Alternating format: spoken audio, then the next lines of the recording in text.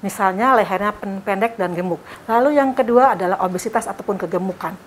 Lalu juga pada perokok dan peminum alkohol itu juga mempunyai risiko lebih tinggi untuk mengalami OSA. Persen dari pasangan usia subur di Indonesia menderita Koknea sendiri adalah organ pendengaran yang berfungsi. TKR atau total knee replacement. Semoga bermanfaat. Salam sehat.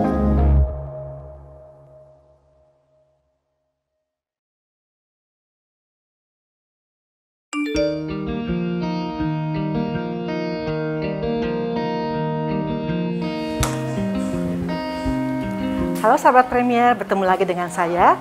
Kali ini yuk kita bahas tentang OSA.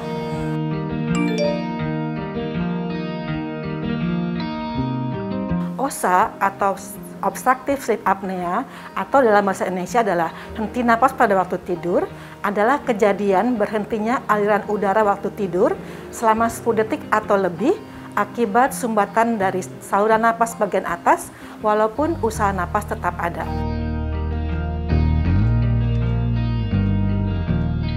Pada waktu kita tidur, semua organ tubuh dan fungsinya termasuk tonus otot menurun, termasuk otot saluran napas atas dan jaringan lunaknya semua mengendur, sehingga mengakibatkan sumbatan pada saluran napas atas.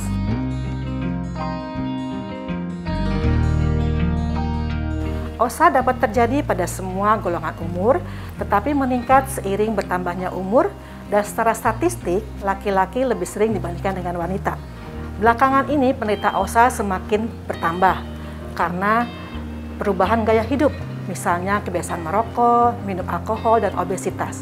Juga karena sudah semakin banyak orang yang waspada atau mengerti tentang OSA ini, sehingga pemeriksaan untuk mendiagnosis OSA juga semakin bertambah.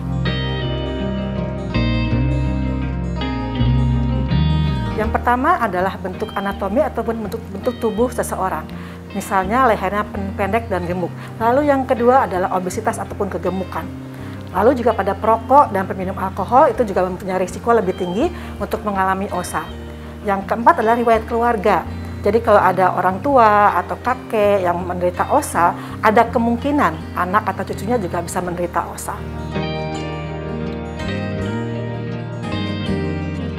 Gejala OSA kita bagi dalam dua, yaitu gejala pada waktu malam hari dan gejala pada waktu siang hari. Gejala malam hari yang tersering adalah mendengkur atau ngorok. Yang kedua adalah gasping atau sensasi tersedak. Sering terbangun pada waktu tidur, tidur kurang nyenyak, lalu apnea ataupun henti napas yang disaksikan. Artinya suami atau istri melihat bahwa ada periode henti napas pada pasangannya. Lalu gejala pada siang hari. Yang tersering adalah bangun pagi merasa badan tidak segar, rasa lelah dan lesu, rasa kantuk yang berlebihan, sakit kepala pada waktu pagi hari, tenggorokan kering atau sakit, emosi labil dan kurang berkonsentrasi.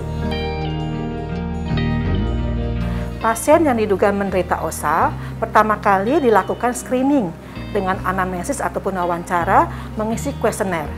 Dalam kuesioner ini ditanyakan gejala-gejala yang mengarah ke OSA dan setiap jawabannya diberikan nilai atau skor. Lalu dihitung skornya. Kalau positif, dilanjutkan dengan pemeriksaan dengan alat yang dinamakan polisomnografi atau PSG atau kadang-kadang juga dikatakan sebagai sleep study atau sleep test. Sebelum dilakukan pemeriksaan polisomnografi, pasien diminta untuk melakukan pemeriksaan ronsen paru-paru. Lalu yang kedua adalah laboratorium darah untuk melihat juga apakah ada anemia, tanda-tanda infeksi. Yang ketiga adalah uji fungsi paru ataupun spirometri untuk melihat apakah ada penyakit sumbatan yang lainnya seperti asma atau PPOK. Pasien untuk melakukan pemeriksaan polisomnografi diperlukan rawat inap 1 malam. Dirawat di ruang rawat tersendiri. Pasien diminta datang pada sore hari, lalu dipasang alat polisomnografi. Setelah alat dipasang, pasien boleh aktivitas seperti biasa yang dilakukan di rumah sebelum tidur. Pada waktu tidur, alat ini akan merekam secara otomatis. Ada monitor yang dipasang di hidung, yaitu untuk menilai apakah aliran udara tersumbat atau tidak, dan juga untuk memonitor dengkuran atau ngoroknya. Lalu yang kedua, monitor yang dipasang di alat di dinding dada dan di dinding perut untuk melihat pergerakan dada dan perut. Selain itu juga dilakukan pemeriksaan elektrokardiografi untuk merekam jantungnya, lalu dipasang juga monitor untuk mendeteksi saturasi oksigen. Keesokan harinya, alat dilepas dan pasien bisa pulang. Data dari hasil rekaman diolah dengan menggunakan software di komputer dan dianalisis. Apakah benar ada osa? Lalu dianalisis juga bagaimana derajat osanya, apakah ringan, sedang, ataupun berat. Bila terbukti ada osa, berarti ada saat tubuh kekurangan oksigen karena ada udara tersumbat. Oleh karena itu, semakin cepat kita mendiagnosis osa, maka semakin cepat bisa dilakukan pencegahan dan penanganan akibat osa tersebut. Sekian informasi yang dapat saya sampaikan, mudah-mudahan bermanfaat untuk sahabat Premier semua. Salam sehat.